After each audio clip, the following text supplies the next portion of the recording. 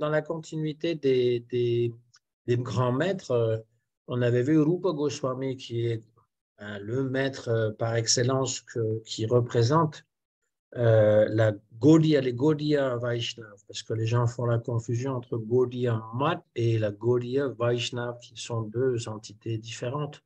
Tout le monde qui suit Chaitanya Mahaprabhu s'appelle Gaudiya Vaishnava, ISKCON y compris. Parce que Gaudiya, ça veut dire qu'il vient de Bangladesh ou encore le Bengale.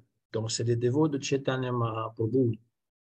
Et celui qui a le mieux résumé la pensée de Chaitanya Mahaprabhu, c'est Rupa Goswami. Donc, nous décrivons comme Rupa Nuga. On suit Rupa Goswami. Et non moins important, c'est Sanatana Goswami, son frère, le frère aîné, en fait. Ils sont toujours, on les voit souvent à deux. Les deux, en fait, ils étaient trois frères. Et il y en a un qui est décédé, mais son fils a pris refuge à Rupa Goswami, c'est Jiva Goswami. Voilà, c'est le neveu de Rupa Goswami et le fils de Anupama, le troisième frère. Donc, Rupa Goswami, Sanatana Goswami et Anupama, eh bien, ils sont nés dans le sud de l'Inde et de Gotra Bharadwaja. Donc, en fait, les Indiens, ils ont une lignée, on va dire, et entre eux, ils se demandent toujours de quelle lignée es-tu. Voilà, Bharadwaja, c'est un rishi du Rig Veda. Il y a plusieurs mantras qui ont été récités par lui. Et ici, c'est dans le Yajur Veda. Et leur nom, donc, à Rupa et Sanatan, Sanatan, c'était Amara et Santosh pour Rupa. Et lorsqu'ils sont rentrés, ça j'ai déjà raconté, lorsqu'ils sont rentrés au service du Nawab Hussain Shah, eh bien, ils ont changé leur nom à Sakara Malik et Dabir Akas. Voilà, alors je m'aperçois que je n'ai pas fait les mantras d'introduction. Om Gyanati Mirandasya Gyananjana Shalakaya Shakshuru Meritam Yena Tasme Shri Gurave Namaha Gaurave Gaurachandraya Radhikaye Tadaraye Krishnaya Krishna Bhaktaya Tat Bhaktaya Namo Namaha. Voilà, c'est toujours important quand on s'adresse comme ça de rendre hommage au gourou qui nous inspire et puis à toute la lignée disciplique. Le deuxième mantra, il résume un petit peu jusqu'à Chaitanya Mahaprabhu. Et donc, pour parler de Sanatana Goswami, qui est un associé intime de Chaitanya Mahaprabhu. Donc, Rupa Goswami et Sanatana Goswami ont rencontré Chaitanya Mahaprabhu à Ramkeli, parce que j'ai oublié de dire qu'ils ont déménagé du sud de l'Inde au Bengale. En fait, Ramkeli, c'était proche donc du Bangladesh, si ce n'est pas même au Bangladesh, parce qu'en 1970, il y a eu une partition, il y a déjà eu la séparation du Pakistan après la Seconde Guerre mondiale de l'Inde, parce que l'Inde comprenait le Pakistan, et après le Pakistan donc oriental ou Bangladesh s'est séparé en 1970, mais sinon ça faisait partie encore de l'Inde, c'était le Bengale. Et donc, beaucoup de Vaishnavas viennent de cette région-là, où on parle bengali. Et donc, j'ai raconté cette rencontre qu'ils font avec Chaitanya Mahaprabhu et qu'à la fin de leur entretien, Sanatana Goswami dit à Chaitanya Mahaprabhu, c'est pas vraiment très recommandé pour un sannyasi d'aller à Vrindavan avec toute cette foule qui te suit. Et puis, comme il y a beaucoup de musulmans, des musulmans qui contrôlent la région, ils pourraient s'en offusquer et puis vous arrêter. Et, voilà. Donc, bien qu'ils soient des âmes soumises à Chaitanya Mahaprabhu dans une très grande humilité, quand même, il lui recommande et Mahaprabhu, il écoute cette suggestion, il va la suivre. Hein, on peut aussi donner parfois des pistes de réflexion. Voilà. C'est pas comment dire, recommandé qu'on puisse donner trop d'instructions à son propre gourou, évidemment. Mais parfois, il y a des choses qui peuvent être aidants et de toute façon, il est libre de le faire ou de ne pas le faire. Donc, Rupa et Sanatana Goswami retournent au service du Nawab Hussein Shah. Rupa Goswami va quitter son service et Sanatan Goswami va se déclarer malade. Mais le Shah, parce qu'en fait c'est un titre, hein, qu'on a le Shah en Iran, vous vous rappelez peut-être, avant la révolution iranienne, hein, il y avait le Shah en Iran, et bien le Shah, ici c'est un Nawab Hussain, euh, eh bien, va rendre visite à Sanatan Goswami. Quand il apprend qu'il est malade, il va faire une visite surprise et il va voir qu'il n'est pas malade du tout et qu'il est entouré par des brahmanas qui récitent le Srimad Bhagavatam. Là, il va se mettre en colère en disant: pourquoi est-ce que tu te permets de délaisser ton service? Moi, j'ai besoin de toi. Et Sanatana Goswami essaye de dire donc au roi, mais je ne peux pas te servir. Voilà, moi, je veux dire, j'ai fait ce que j'ai pu jusqu'à maintenant. Mais il ne veut pas l'entendre. Le roi ne veut pas l'entendre et lui dit: moi, je vais déclarer une guerre en Orissa, j'ai besoin de toi comme conseiller. C'était mon premier ministre, je ne peux pas me permettre de te perdre, parce qu'il savait que Rupa Goswami et Sanatana Goswami étaient des gens très intelligents. Donc, il le met en prison. C'est le propre des tyrans, quand on ne peut pas les servir, quand on les dessert ou qu'on n'est pas d'accord avec eux, ils vous jettent en prison, ou ils vous enlèvent tout votre argent, ce qui revient au même, etc., ou ils vous font exécuter, enfin bon. Sanatana Goswami se retrouve en prison, il reçoit une lettre de Chaitanya Mahaprabhu qui l'encourage à cultiver la bhakti dans son cœur. Et comme il a beaucoup d'argent, eh bien, il s'arrange pour que quelqu'un lui amène de l'argent. En tout cas, il va proposer de l'argent à son geôlier, c'est-à-dire celui qui garde la prison, en lui disant: voilà, j'ai 5000 pièces d'or et je te les donne si tu me laisses partir. 5000 pièces d'or, c'est énormément d'argent, hein. À l'époque, c'est vraiment beaucoup, beaucoup d'argent. Mais le geôlier, il ne veut pas, il a peur pour sa vie. Il me dit: si je te laisse partir, le roi, il va m'exécuter. Donc, je ne peux pas, même si tu me donnes une somme extraordinaire.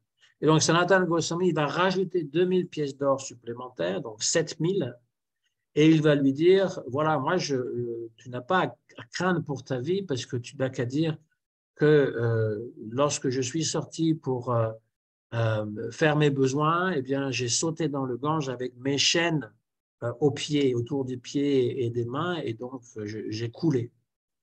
Et je vais quitter la région de toute façon, je vais aller à la Mecque, je suis un bon musulman, je vais faire mon pèlerinage à la Mecque, tu ne me reverras pas.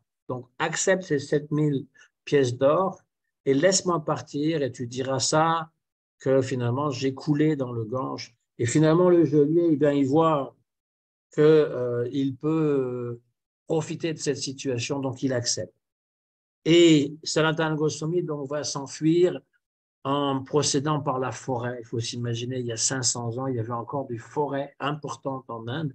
Vrindavan était une forêt, hein, comme son nom l'indique. Il n'y avait pas toutes ces maisons, il n'y avait pas évidemment pas de voitures et tout ça. Et donc, il y avait aussi une jungle, hein, quand Chaitanya Mahaprabhu il part du Bengale pour aller jusqu'à Vrindavan, il traverse la jungle, il y a des éléphants, il y a des tigres. Donc, il va donc voyager par la forêt pour éviter les lieux où les musulmans pourraient être présents et le rechercher. Donc, il va voyager, il va tomber sur une auberge en pleine forêt avec son serviteur. Il y a un serviteur qui l'a rejoint qui s'appelle Ishana. Et ils vont demander donc l'abri pour la nuit. Et dans l'hôtelier il va être très, très, très accueillant, aimable. Il va lui dire: voilà, vous pouvez d'abord vous prendre un bain pour vous nettoyer, puis après, donc, prendre repos. Après, vous pourrez repartir tranquillement. Je m'occupe de tout, de la cuisine, etc. Et Sanatana Goswami, qui était habitué aux diplomaties, qui connaissait la nature humaine parce qu'il était au service de ce roi, donc il connaissait la politique, il se dit en lui-même: c'est pas normal que cet hôtelier que je ne connais pas se comporte de façon si sympathique. Il doit avoir une arrière-pensée. Et donc il demande à son serviteur: as-tu quelques biens sur toi? Et Ishana lui répond, oui, j'ai 7 pièces d'or. Et il lui dit, Sanatana Goswami lui dit, malheureux es-tu, pourquoi as-tu invité la mort sur nos têtes? Parce qu'ils vont nous tuer pour ces 7 pièces d'or. Donc il dit, donne-moi ces pièces d'or, et il va trouver l'hôtelier, et il lui donne, voilà, j'ai de l'argent sur moi, et je préfère que tu le prends, parce que voilà, nous voulons pouvoir continuer notre voyage. Et l'hôtelier, tout à fait surpris, il dit, ah, j'ai un astrologue qui m'a prédit que vous aviez de l'argent et j'allais vous tuer dans votre sommeil durant la nuit pour vous dérober cet or.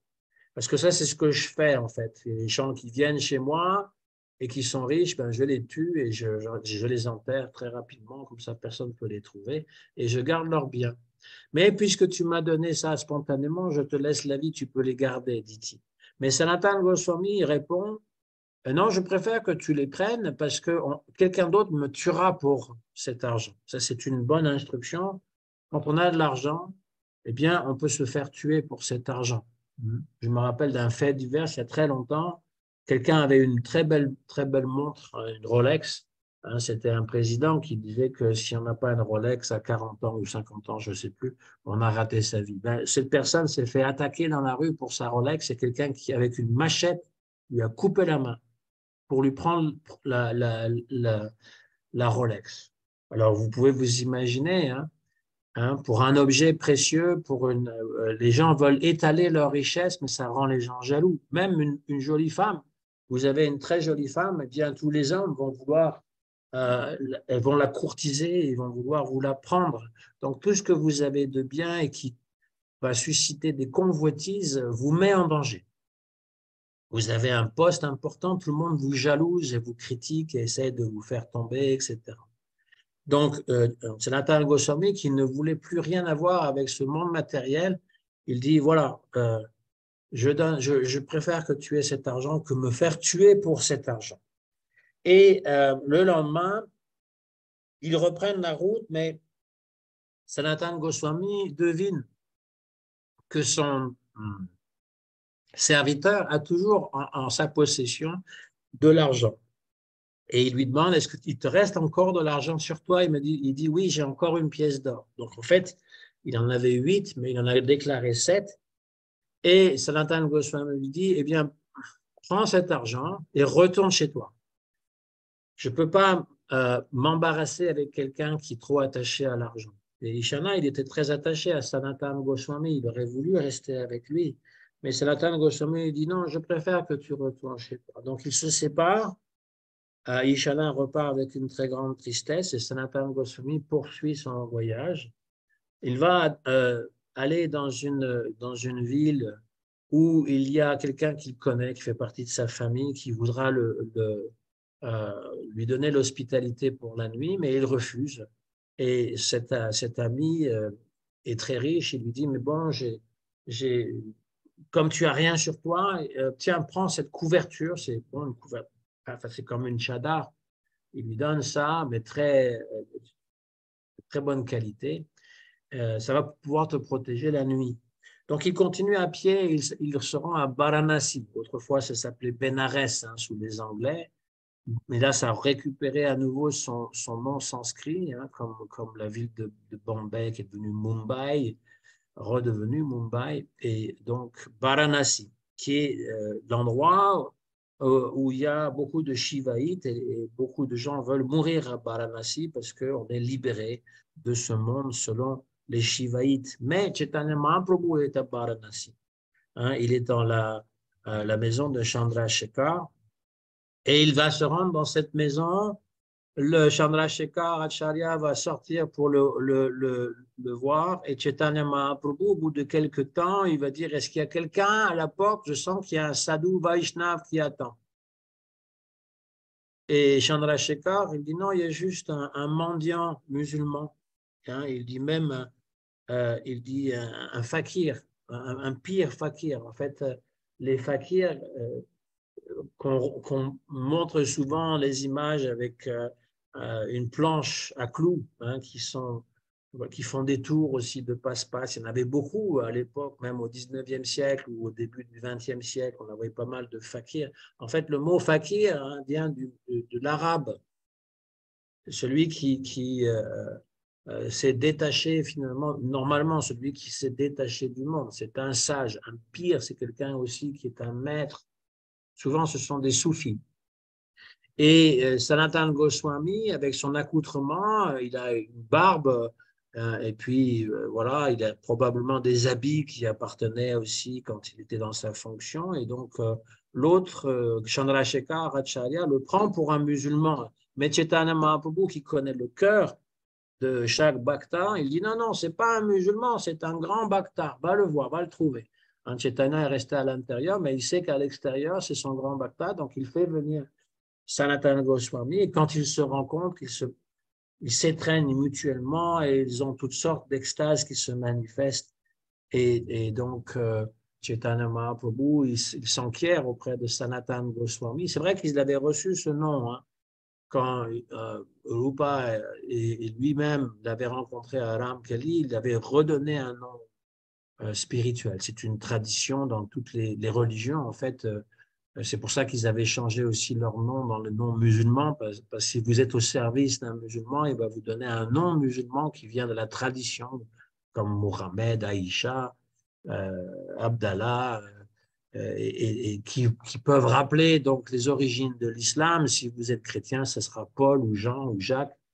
Et donc, pour Chaitanya Mahaprabhu, il leur avait dit, vous êtes Rupa et Sanatan. Vous êtes mes associés éternels.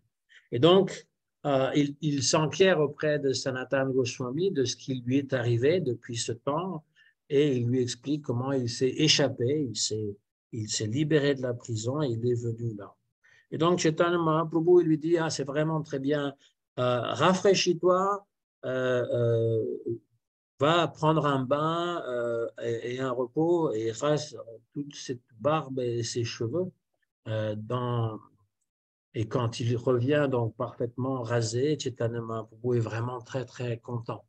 Et Srila Prabhupada, dans le Chaitanya Charitamrita, où ces histoires sont racontées, il écrit, parce que voilà, lui qui a eu beaucoup de disciples qui venaient de la contre-culture américaine, donc ce qu'on appelait les hippies, eh bien, il dit, voilà, Sanatana Goswami ressemblait à un hippie, et donc il s'est rasé, et il est devenu comme un dévot. Parce que chez la Prabhupada, il n'aimait pas avoir ses disciples avec des longs cheveux et des barbes, etc. Et c'est pour ça qu'il a pas fait comme dans la Gaudiya Math où les hommes se rasent tous les mois, une fois par mois, quand il y a la pleine lune, pour faire en sorte qu'il y ait une coupure avec le monde duquel il venait. Toujours est-il que, donc il voulait que ses disciples soient toujours parfaitement rasés, tous les jours se raser la barbe et la tête, il disait minimum tous les 15 jours. Pas laisser pousser les cheveux plus que 15 jours. Hein, ça, c'était ses disciples, hein, parce qu'à l'époque, on vivait tous dans le temple. Brahmachari et les Grihasthas travaillaient aussi pour le temple et les sannyasis, eh bien, ils supervisaient. Toujours est-il qu'il fait ces commentaires-là. Et Chaitanya Mahaprabhu, il regarde quand même, il aime l'allure de Sanatana Goswami, mais il a toujours cette couverture luxueuse qu'il a reçue. Et il la regarde, et Sanatana Goswami, il comprend que ce n'est pas au goût de Chaitanya Mahaprabhu. Donc, il va près du Gange et il voit un mendiant et il lui dit, est-ce que je peux échanger ma couverture pour en fait, c'est des guenilles qu'il a, l'autre, c'est des choses vraiment. Et justement, le mendiant, il ne comprend pas. Il lui dit, mais tu te moques de moi, là, tu me donnes une couverture d'un très grand prix et moi, tout ce que j'ai, c'est des guenilles. Et il dit, non, ce n'est pas un problème, je vais les laver et je vais les porter parce que moi, je veux vivre cette vie de renoncement. Et donc, il revient et Chaitanya Mahaprabhu est très content, hein, parce que Sanatana Goswami lui avait annoncé d'ailleurs que je ne veux pas manger dans les repas qui sont servis par les brahmanes, je veux survivre en faisant madhukari, c'est-à-dire aller porte à porte et demander un peu de nourriture. C'est une pratique qui existait déjà dans le bouddhisme, hein, et ça existe toujours dans le bouddhisme, au lieu de cuisiner, au lieu d'acheter et cuisiner, eh bien, on va prendre tout ce que les personnes peuvent donner à manger. Et donc, pour le Vaishnav, c'est la même chose. Euh, un peu de lait, un peu de riz, et puis bon, il n'y a pas d'inquiétude à avoir. Donc, Madhu, c'est une abeille. Une abeille, elle va butiner différentes fleurs pour faire du miel. Et donc, de la même manière, Madhu Kar, ça veut dire faire. Faire l'abeille, ça veut dire que je vais aller butiner, aller porte à porte pour retrouver un petit peu des dons, des donations, surtout en nourriture, pour subvenir à mes besoins et pas plus que ça. Voilà. Donc, il avait déjà exprimé donc, le désir de faire Madhukari, et donc Chaitanya Mahaprabhu lui dit, mais c'est bien que tu te sois débarrassé de cette dernier attachement qui est la couverture de luxe, parce que les gens ne pourront pas prendre au sérieux cette demande en aumône si tu es bien habillé. Voilà, c'est contradictoire. Donc, il faut que tu sois vraiment exemplaire. Et lui indique donc, en fait, au Goswami, hein, que ce soit Rupa Goswami, Sanatana Goswami, Raghunath Das Goswami, il leur indique un renoncement complet et parce qu'il y a cet attachement pour Krishna très fort et parce qu'il faut qu'il montre une forme d'exemple. Ça ne veut pas dire qu'on peut tous imiter ce que les six Goswami de Vrindavan faisaient, hein, parce que ultimement, ils mangeaient très peu, parfois juste un petit peu de lait. Ils dormaient 2-3 heures par nuit. Ils étaient toujours occupés soit à réciter les gloires de Krishna, soit à écrire des livres, soit à faire le parikram. Et on ne peut pas imiter sans avoir euh, le goût. En fait, ce n'est pas une question d'athlétisme, parce que parfois, on pense que si on est un athlète de la foi, c'est-à-dire un héros, hein, comme on a la conception en Occident, si je veux avoir un corps très fort, je vais m'entraîner, faire de la musculation, ou encore je vais m'entraîner pour faire de la course à pied ou de la natation. Il y a toujours cette compétition pour montrer qu'on est plus fort, qu'on a cette détermination. Parfois, eh bien, on a des dévots qui embrassent l'ordre du sannyas ou même brahmachari et qu'ils le font comme ça avec cet esprit d'héroïsme, de montrer que je vais pouvoir conquérir l'essence par la force de ma volonté. Or, ça ne marche pas comme ça, parce que le mental, à l'intérieur, il a toujours ses désirs, il a toujours ses traumas aussi du passé et toutes sortes de choses qui sont inconscientes et qui viennent à notre insu. Voilà.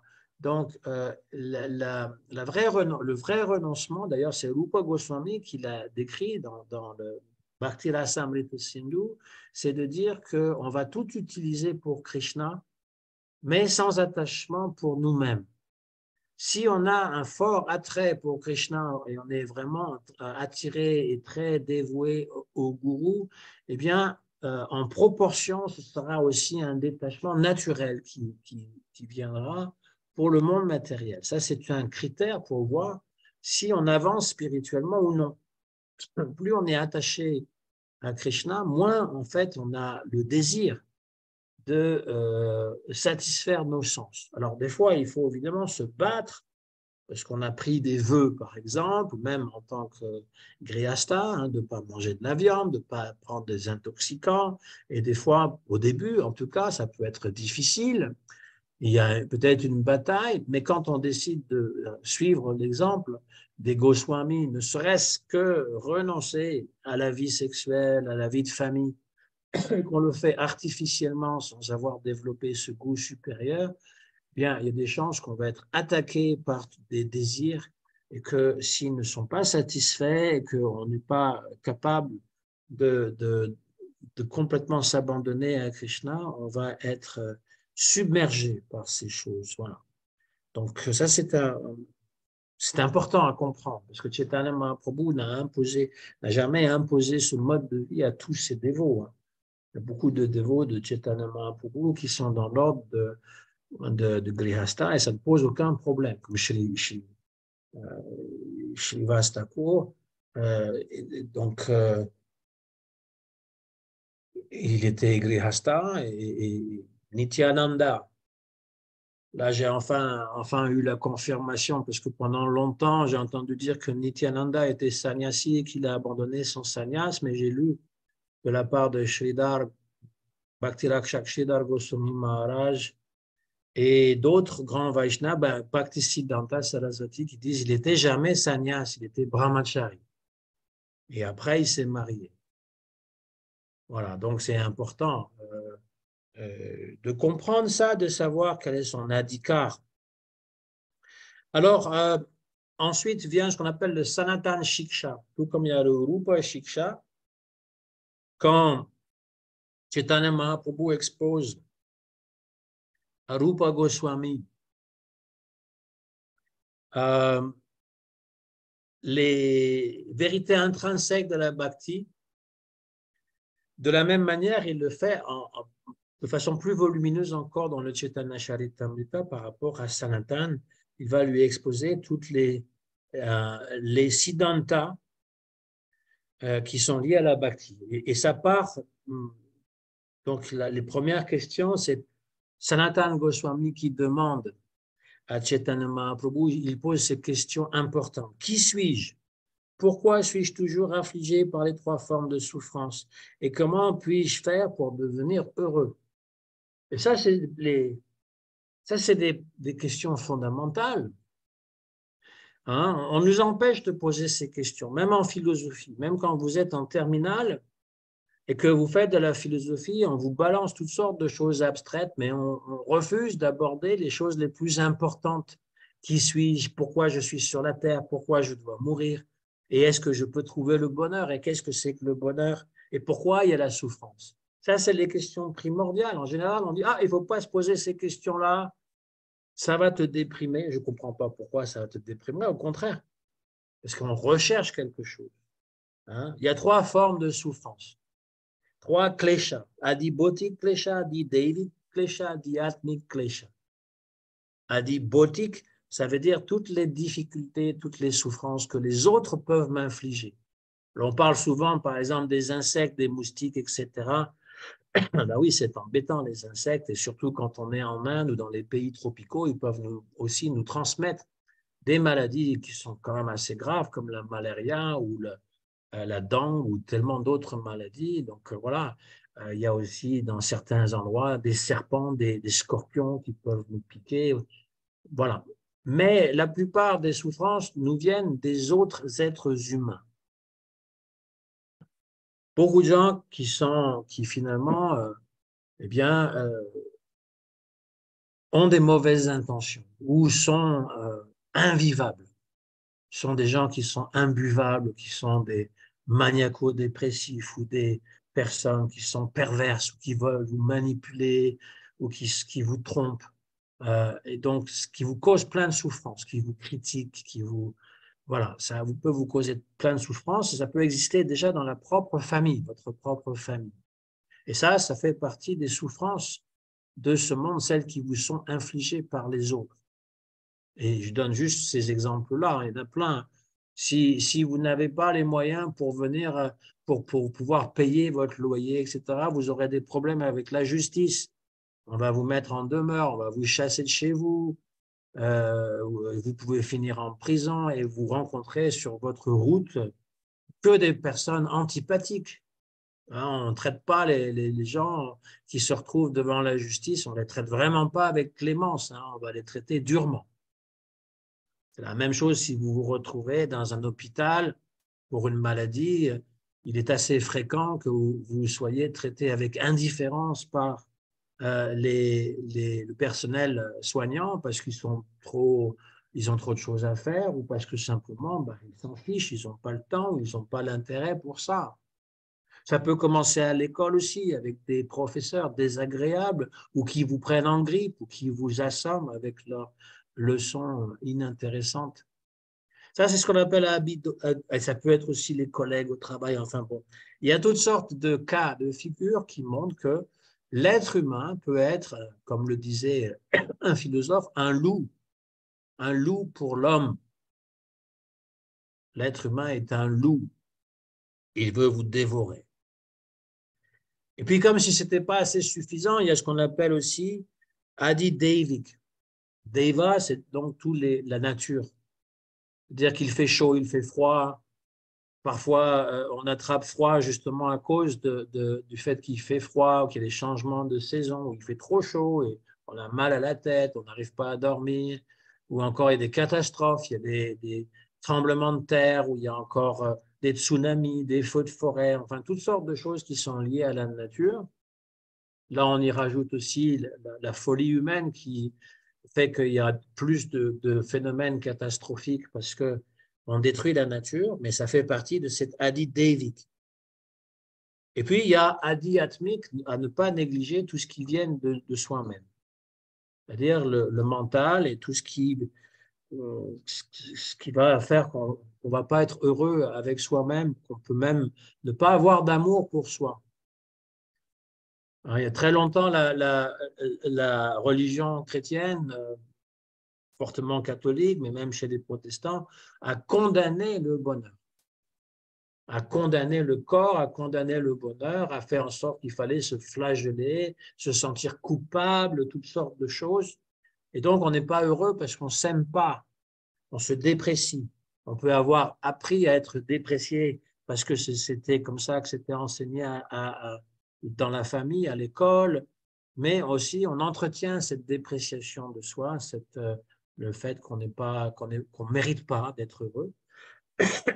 Et puis, ça peut amener de la dépression, parfois de la colère, parfois voilà, toutes sortes de sentiments négatifs.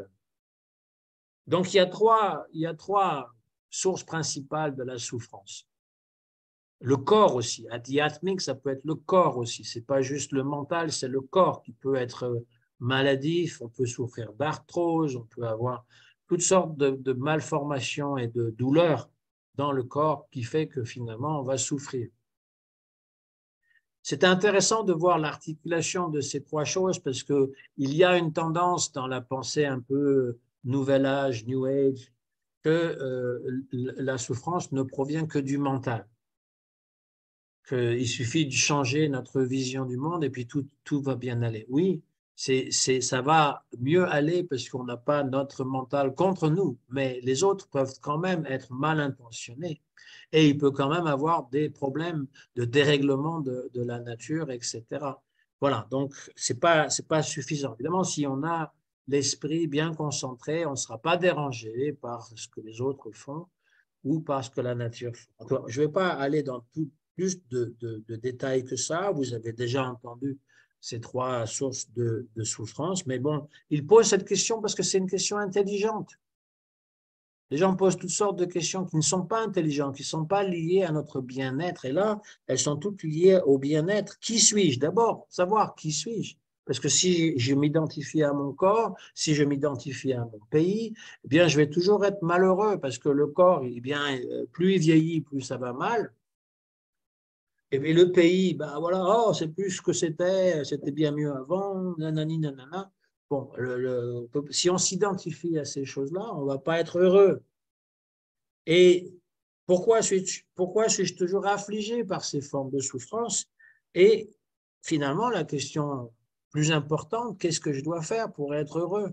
Ça, c'est la question qu'on trouve dans tous les livres qui se vendent bien, hein, les livres de développement personnel, comment retrouver la forme en 90 jours et obtenir tout ce que vous voulez et avoir voilà.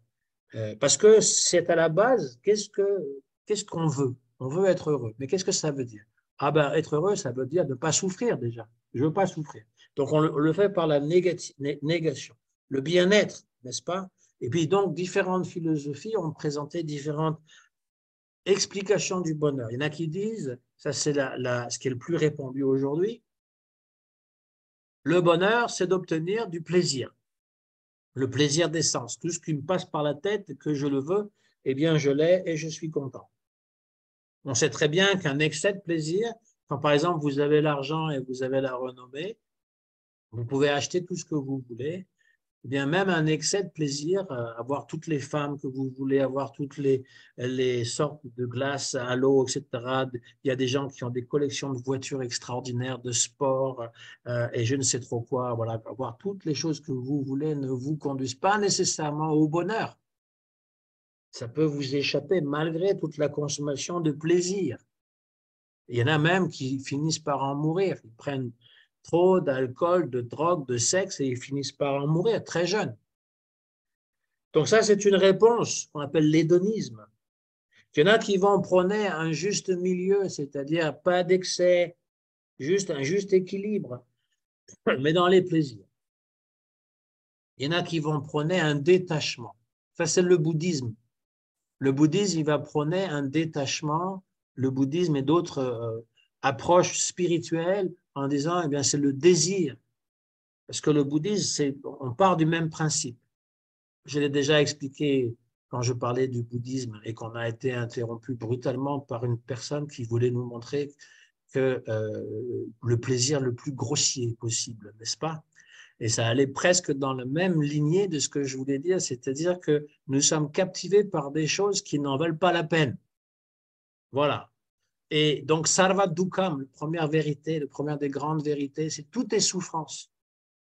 Tout est souffrance, tout finit dans la souffrance. Et la deuxième des nobles vérités, quelle est l'origine de la souffrance? C'est la soif, le désir. Donc, il faut extirper le désir pour atteindre la cessation de la souffrance. Troisième grande vérité qu'on appelle nirvana. Et comment le faire? Eh bien, quatrième des grandes vérités, le noble sentier octuple, c'est-à-dire les 8 pratiques, etc. Je l'ai déjà expliqué, c'est le même principe. Donc, le bouddhisme propose de se détacher complètement du monde. Et comme ça, on ne souffrira plus. Et puis, il y a une réponse qui est la plus répandue, même parmi les matérialistes, au-delà du plaisir des sens. Ce que l'être humain veut, c'est l'amour. Parce que vous pouvez avoir tout l'argent du monde, vous pouvez avoir tous les plaisirs du monde. Si vous n'êtes pas aimé, vous ne serez pas heureux. Si vous n'êtes pas aimé par la personne que vous aimez. Il y a l'amour conjugal, bien entendu, mais il y a aussi l'amour des amis au même niveau, c'est-à-dire on a besoin d'avoir des amis. Si on n'en a pas, on ne va pas être heureux. C'est-à-dire on a besoin d'avoir des gens avec qui on échange, des gens sur qui on peut compter, des gens qui vont nous comprendre, qui vont nous compléter, à qui on apporte aussi quelque chose. C'est très important. Donc voilà ce qui sous-tend les questions de Sanatana Goswami. Et Chaitanya Mahaprabhu, il va commencer par répondre ce verset très connu, très important. Jivera Swarup Hoya Krishnara Nityadas. Krishnara Tatashta Shakti Beda Beda Prakash. L'être vivant, sa Swarup, son service, sa relation, sa forme est d'être Krishna Das, un serviteur de Krishna. Et lui, cet être vivant vient de Tatashta Shakti, de l'énergie marginale. Beda Abeda Prakash, elle est la manifestation à la fois identique avec Bhagavan Shri Krishna et différente. Voilà la définition du jiva. Que finalement, on va souffrir parce qu'on s'identifie au corps matériel et tout ce qui l'entoure, mais nous sommes dans le cœur Krishna Das, Nitya, Nitya Krishna Das, éternellement. Et nous provenons de cette Tatashta Shakti. Donc voilà déjà la première définition que donne Chaitanya Mahaprabhu pour décrire la condition de l'être vivant, puisqu'il est marginal. Tatashta Shakti, parfois il peut être recouvert par l'énergie spirituelle et parfois par l'énergie matérielle.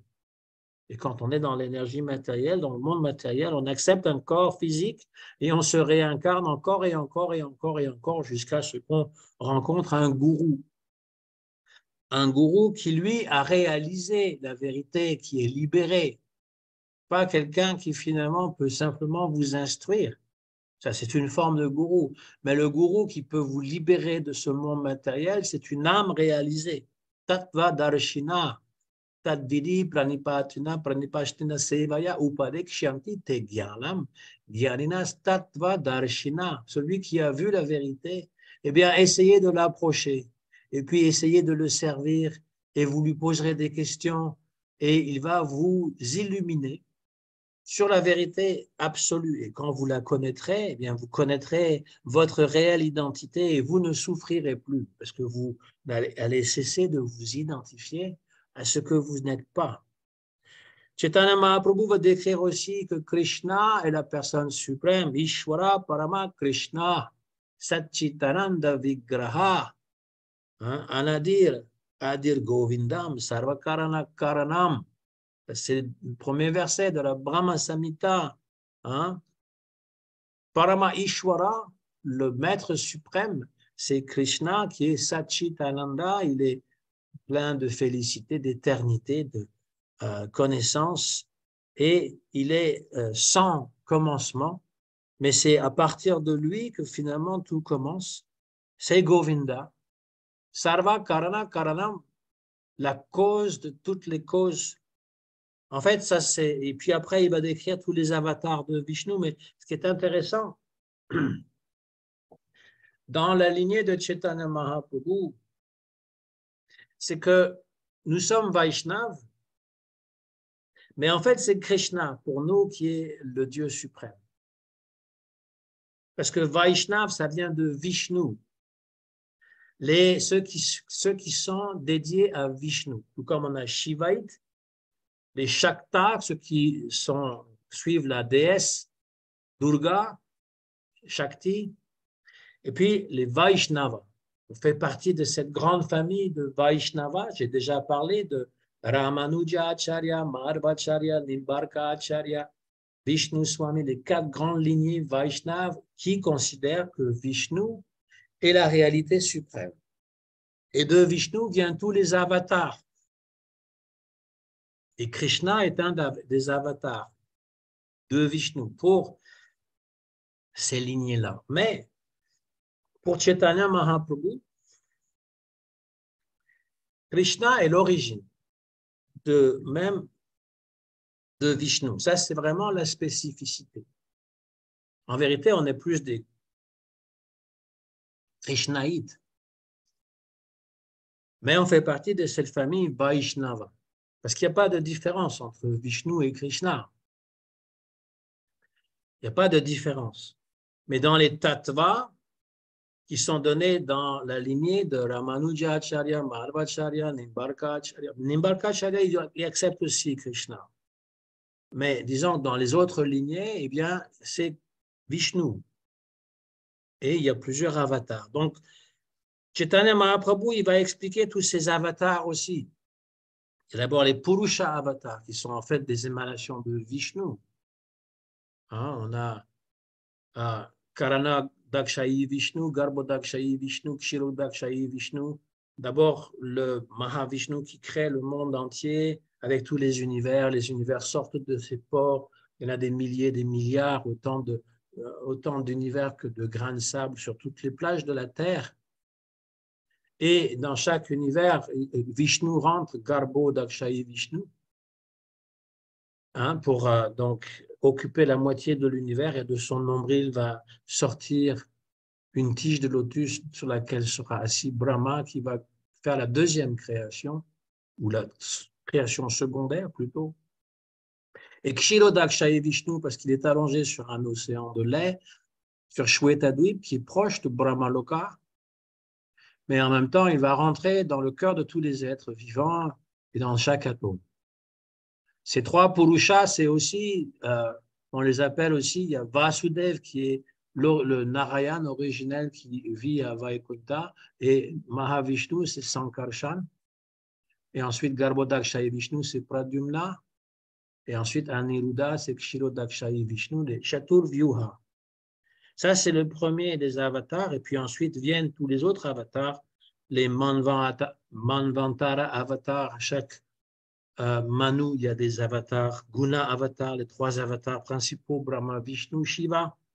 Le Vishnu dont il s'agit n'est pas le Mahavishnu, c'est le Vishnu qui contrôle le Guna du Sattva. Ensuite, il y a les Shaktyavesh avatars. Bouddha est considéré comme un Shaktyavesh avatar, Narada Muni, Jésus. Il y a les Yuga avatars. selon les couleurs, n'est-ce pas? Donc, on a Ram, Rama qui est vert, on a Krishna qui est noir, et dans l'âge de Kali, c'est le Shaya Avatar, mais parfois il est décrit comme étant jaune. Et donc, nous avons ici la description de cette réalité de la personne divine qui est complexe. En fait, quand on lit toutes les avatars de Vishnu, on peut avoir un peu la tête qui tourne parce qu'on se dit, mais pourquoi est-ce que Dieu se manifeste sous d'autant différentes formes? Ne serait-il pas plus simple que Dieu ne soit qu'un et qu'il n'y ait qu'une entité impersonnelle comme le veut la majorité des religions du monde?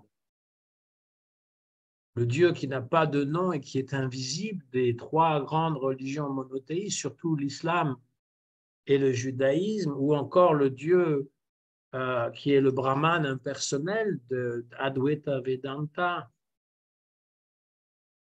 Ce ne serait pas plus simple d'avoir cette conception que d'avoir des milliers et des millions d'avatars. Mais la réalité, elle est complexe. Parce que Dieu est un, mais en même temps, il se manifeste sur autant de formes qu'il veut pour pouvoir connecter avec les âmes de ce monde et même pour pouvoir aussi avoir son propre plaisir. Parce qu'il est aussi à la recherche de son propre plaisir. Et donc, il peut se manifester de mille et une façons. Même nous avons pu voir Dieu sous mille et une façons différentes. Il peut se manifester à travers un être humain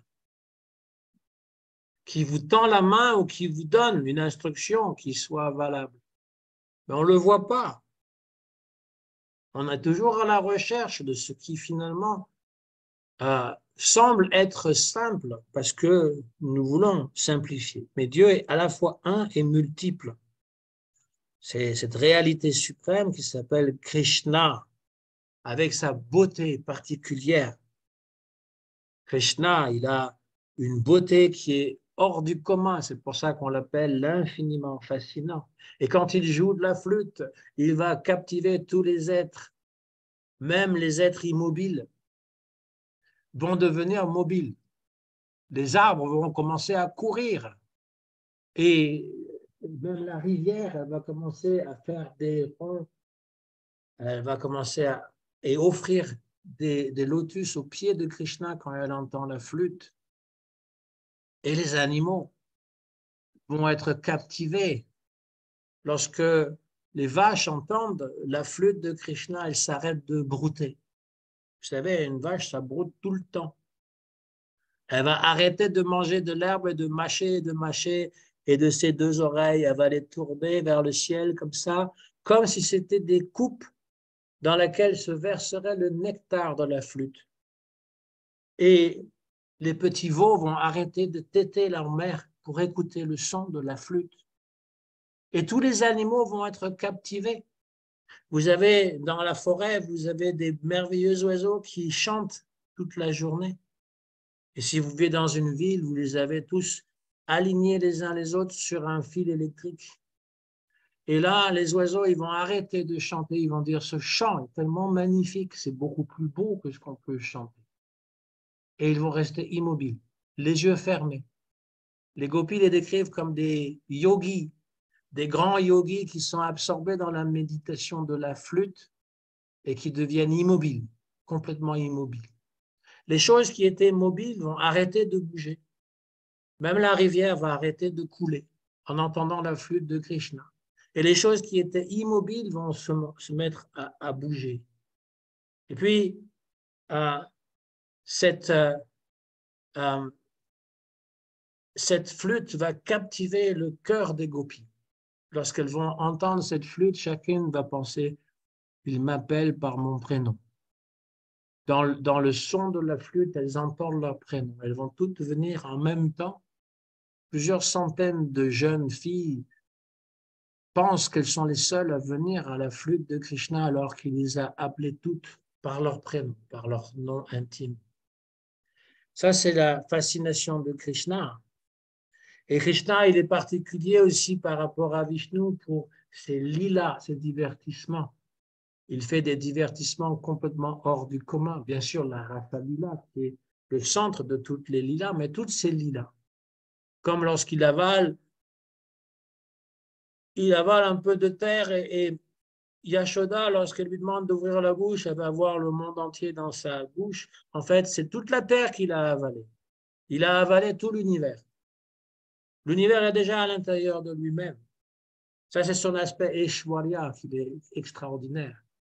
Et Yashoda, elle devient comme confuse. Qu'est-ce qui se passe? Pourquoi je vois tout ça à l'intérieur de la bouche de mon enfant? Est-ce que je suis en train de devenir folle? Est-ce qu'on a mis de la drogue dans mon thé? On ne dit pas ça, mais aujourd'hui, on dirait ça.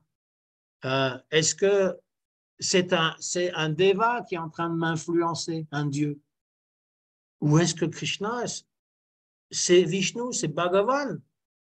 Et quand elle commence à penser comme ça, Krishna dit, OK, ça va, ça suffit, je ne vais pas garder ma mère dans cette illusion, même si c'est une illusion spirituelle. Et donc, il va enlever cette vision, elle va revoir son petit Lala, elle va tout oublier.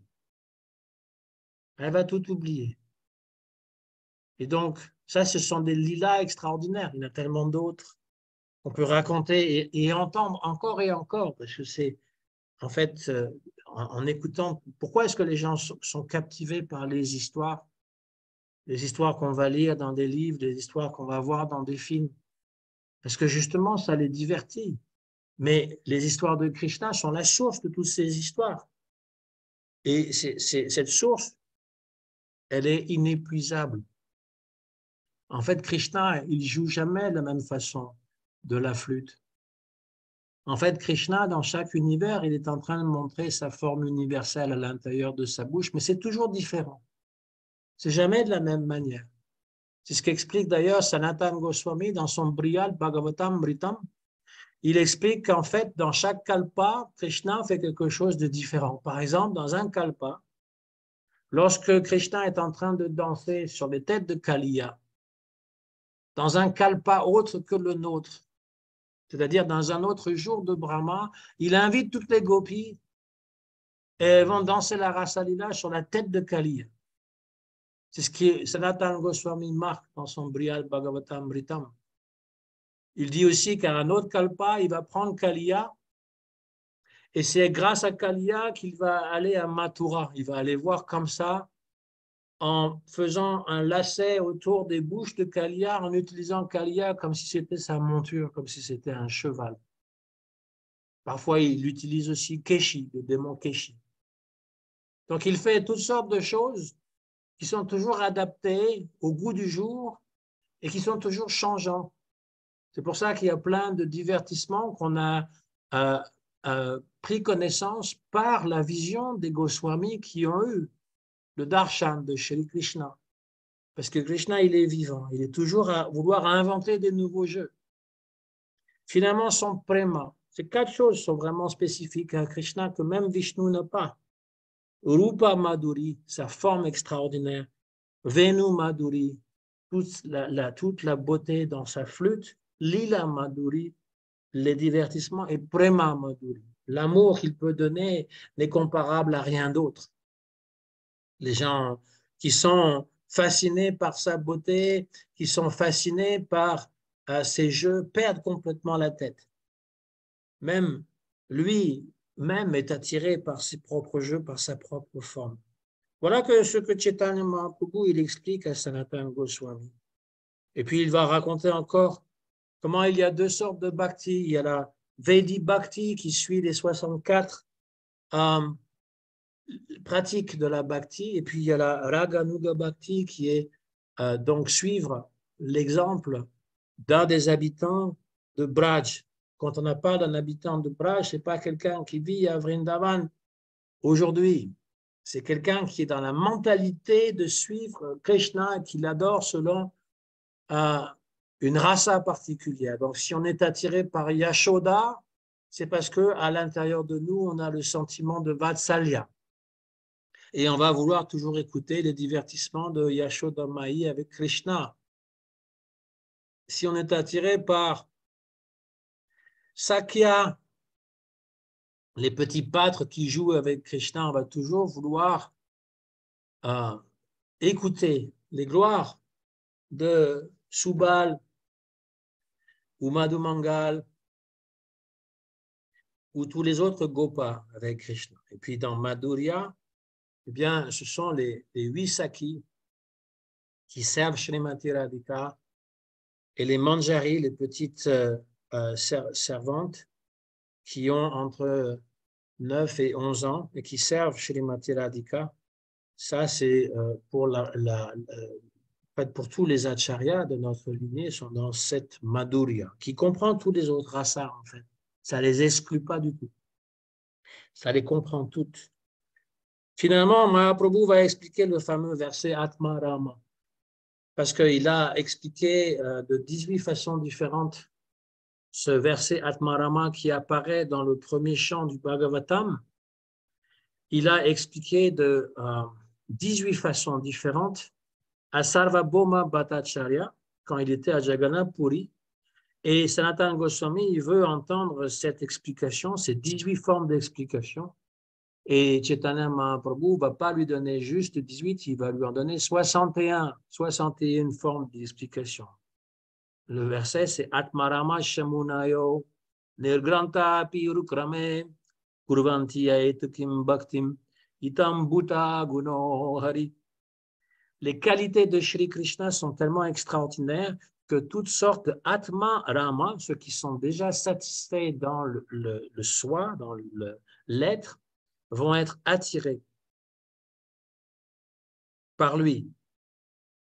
Et donc, Shukadev Goswami, il avait déjà la réalisation du Brahman, mais quand il a entendu les gloires de Krishna, il s'est converti à Shri Krishna. Et puis, on a aussi l'exemple des 4 Kumaras qui étaient aussi dans la réalisation du Brahman et en voyant la forme de Vishnu, sont devenus des Shanta Bhakta.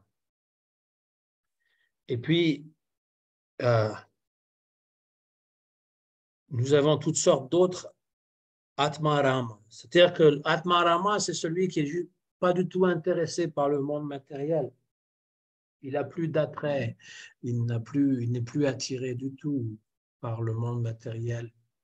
Quand Shukadev Goswami, il ne voulait pas prendre naissance, il est resté 16 ans ou plus dans le ventre de sa mère, ça ne devait pas être très confortable pour elle, mais lui, il ne voulait pas prendre naissance parce qu'il dit non, aussitôt que je vais prendre naissance, je vais être captivé par Maya. Et donc, Vyasadeva dit non, tu ne seras pas captivé, on va te protéger. Finalement, il prend naissance, donc il est déjà complètement formé, il a un corps de 16 ans, il est complètement nu et il quitte la maison aussitôt parce qu'il est parfaitement réalisé dans Brahman et il va partir pour la forêt et son père va courir après lui pour essayer de la rattraper. À un moment donné, le père Vyasadeva va trouver des jeunes femmes qui étaient en train de se baigner toutes nues dans un lac, qui vont se couvrir de leur sari dès qu'ils voient Vyasadeva. Et pourtant, lorsque Shukadev Goswami était passé juste avant, elles ne s'étaient pas recouvertes par leurs vêtements, alors que lui était tout nu. Et donc Vyasadeva est très étonné. Il dit, comment se fait-il que vous, moi qui suis un homme âgé, vous vous couvrez de votre sari et que mon fils, qui est un homme jeune, et qui était complètement nu, comme vous étiez complètement nu et vous ne vous êtes pas recouvert. Et les jeunes femmes disent, on a vu dans sa physionomie, dans sa façon de nous regarder, qu'il avait le cœur d'un enfant, qui n'avait aucun désir, aucune discrimination entre mâle et femelle. Ça n'a rien à voir avec les gens d'aujourd'hui qui se disent, vous pouvez être une femme si vous êtes un homme. Ça n'a rien à voir avec ça. Ça a à voir finalement avec le sens qu'il, lui, il était complètement absorbé dans la vie spirituelle et il ne s'identifiait pas du tout en tant qu'un homme ou une femme. Alors que Vyasadeva, ils lui disent, toi, tu es dans le Grihastha Ashram, tu connais la différence. Donc, Shukadev Goswami, il était au-delà de ce plaisir-là et au-delà de toutes les formes de plaisir. Mais quand Vyasadeva a commencé, grâce à ses disciples, à réciter certains shlokas du Srimad Bhagavatam, Shukadev Goswami est devenu très attiré par la beauté de Krishna et par les qualités de Krishna, qu'il est venu à l'ashram de Vyasadeva et qu'il a fini par écouter tout le Srimad Bhagavatam et qu'il l'a intégré, qu'il l'a réalisé, qu'il l'a récité à nouveau lorsque Parikshit Maharaj n'avait que 7 jours à vivre. Il lui a récité le Srimad Bhagavatam. Donc voilà, il lui explique Atmarama, qu'est-ce que veut dire toutes ces différentes formes de Atmarama. Et chaque mot, il va donner une définition particulière. On n'ira pas dans les détails, mais ça fait partie du Sanatana Shiksha, dans le Chaitanya Charitamrita. Alors, je vais m'arrêter là. On pourra continuer la prochaine fois. S'il y a des commentaires ou des questions, c'est le moment. Je voulais te dire qu'en lisant le Chaitanya Charitamrita, au début, j'avais une attirance spontanée et puis accrue pour Sanatana Goswami. Et après, il y avait Raghunath Das Goswami et puis Rupa Goswami. Mais d'abord, ça a commencé par Sanatana Goswami. Et je trouve que son histoire son histoire m'a vraiment touché le cœur. Tu vois, quand il y a une histoire où il marchait sur la plage, tu vois, sur le sable brûlant, pour ne pas se faire voir par les serviteurs du Jagannath. Et après, il y a toute une histoire avec Chaitanya Mahaprabhu. Et pour moi, c'est vraiment très beau comme histoire. Est-ce que tu peux nous raconter cet épisode? Alors, je raconterai la prochaine fois parce qu'il y a encore plusieurs histoires en fait qui sont liées à Chaitanya Mahaprabhu, à Jagannath Puri, et puis après, lorsqu'il est à Vrindavan, et que par exemple, il y a Jagannananda qui vient le visiter. Ça, c'est tout dans le Chaitanya Charitamrita en fait. Et puis, il y a aussi sa découverte de Madan Mohan qui en fait joue avec lui, hein, qui est Murti, mais qui lui parle et qui marche. Donc il y a tous ces histoires encore pour pas que ça voilà, pour pas faire une présentation de 2 heures, ben, je préfère la couper en deux et puis on le verra la prochaine fois si vous le voulez bien. Mhm. Mais Mhm. effectivement, c'est une relation toute particulière et remplie d'humilité qu'il ne voulait même pas que les brahmanas, il voulait même pas que son nombre, voilà, il voulait même pas que son nombre couvre les brahmanas et les prêtres du temple de Jagannath, parce qu'après, ils sont obligés de faire un jeûne pendant 3 jours pour se purifier. Bon, c'est un peu bizarre, hein, leur histoire de pureté et d'impureté là-bas. C'est des choses auxquelles on n'est pas vraiment habitué, mais lui, il était complètement pour, en disant, maintenant, moi, mon corps, il est tellement vil, j'étais associé avec les musulmans, donc je ne suis pas un brahmana, et donc il refusait d'aller au temple, rentrer dans le temple, il ne rentrait pas dans le temple. C'est une autre chose intéressante à dire. Il y a Siddha Bakul, c'est l'endroit où il y a cet arbre que Chaitanya Mahaprabhu avait planté. Ben, c'était juste une petite pousse, il l'avait planté dans la terre et ça avait poussé. L'arbre est toujours là, d'ailleurs.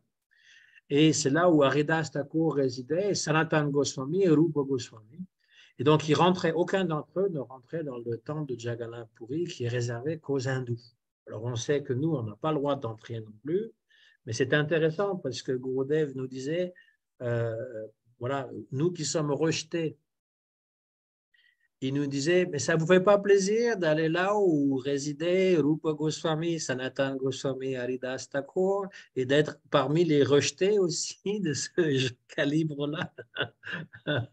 Donc, on ne peut pas être perdant, en fait. On ne peut pas être perdant parce que Rupa Goswami, Sanatana Goswami, ils refusaient aussi d'aller dans le temple parce qu'ils considéraient qu'ils n'allaient même pas essayer. Hein. Ils auraient très bien pu prétendre être des brahmines, etc. Il n'y a pas de problème. Ils parlaient la langue, ils parlaient le sanskrit, ils auraient très bien pu, mais ils acceptaient, non, non, non, on n'a pas été à la hauteur. Et donc, voilà, il nous donne l'exemple à suivre, de ne pas créer de problèmes. Ce n'est pas la peine comment dire, d'insulter les gardes qui sont là à Jagannath Puri. Eux, ils font juste suivre les ordres. Hein. ou d'essayer. Il y a des dévots qui sont rentrés par toutes sortes de comment dire, de stratagèmes. Dans les années 70, il y avait des coupures de courant tellement souvent qu'il y avait un dévot qui était rentré lors qu'il faisait noir, et quand ça s'était rallumé, il avait pu voir Jagannath, et après ils l'ont expulsé, ils allaient le battre, mais il s'est enfui. Bon, voilà, ça c'est un exemple. Les dévots qui sont noirs, ils peuvent facilement rentrer parce qu'il y a des Indiens qui ont la couleur très noire, donc il y en a plusieurs qui sont rentrés.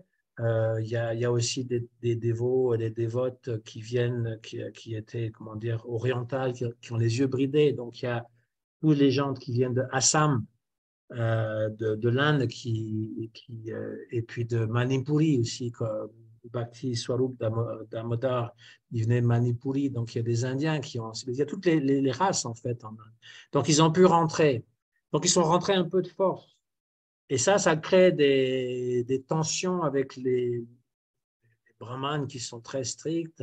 Et donc, ce n'est pas la peine de les provoquer. Ils veulent pas, c'est comme ça. Ce n'est pas la peine d'aller forcer le darshan. Euh, un jour, on pourra voir Jagannath, soit lors du Ratha Yatra lorsqu'il sort, soit même, il y a Patita Pavana, vous savez, maintenant ils ont construit encore plus il faut plus s'approcher aussi proche parce qu'ils ont des barrières partout, etc. Mais bon, qu'importe, on peut toujours voir à l'entrée, il y a donc la statue de Jagannath dans le mur. Hein, ça s'appelle Patita Pavana, c'est fait pour les gens qui ne peuvent pas rentrer dans le temple. Mais Sanatana Goswami, bah, voilà, lui, ça ne le dérangeait pas. Il considérait qu'il ne pouvait pas rentrer, et même si son ombre allait couvrir un brahmana ou un prêtre, il l'aurait contaminé. C'est vrai que leur humilité est vraiment très, très, très, très élevée. Hein. Leur quoi? Leur Leur quoi? humilité. Oui, mais encore une fois, c'est pas quelque euh, chose qu'on peut imiter, quoi. Nous, on doit avoir ouais. le respect pour les gens, pour tout le monde. On ne peut pas non plus imiter leur humilité. Et parfois, quand on pense être très humble, c'est parce qu'on est dépressif. On se déprécie soi-même. C'est pas tout à fait la même chose. Il faut faire toujours attention Ouais. à cette différence-là. C'est-à-dire que bah, il y avait des disciples qui disaient à Prabhupada, je suis le plus déchu, le plus ceci. Prabhupada dit, vous n'êtes pas le plus quoi que ce soit. Parce que toujours quand on est en train de dire le plus, c'est qu'on se croit particulier, voilà, qu'on est vraiment. Mais il n'y a pas à se déprécier non plus. En fait, la vraie humilité, moi, je pense, c'est d'apprécier la grandeur des autres, de voir la grandeur des autres Vaishnavas. C'est ça la vraie humilité. C'est pas de se considérer soi-même comme un ver de terre, mais c'est de considérer les autres comme étant, voilà, de voir leurs qualités, de ne pas voir leurs défauts. Mais cette humilité ou même le renoncement des Goswamis, on ne peut pas l'imiter. Et Prabhupada n'a jamais encouragé ça, parce que Mm. c'est artificiel. Il y a déjà Ouais. suffisamment de choses qu'on peut observer. Après, si on a un renoncement naturel à l'intérieur de soi, s'il n'y a pas vraiment beaucoup de désir, ou s'il y a un désir sincère de s'absorber complètement, on peut tout abandonner, devenir sannyas, voilà. Pourquoi pas? Mais si c'est fait prématurément, sans qu'il y ait ce goût supérieur, ça va être difficile, quoi. Ça Mm. peut être très difficile.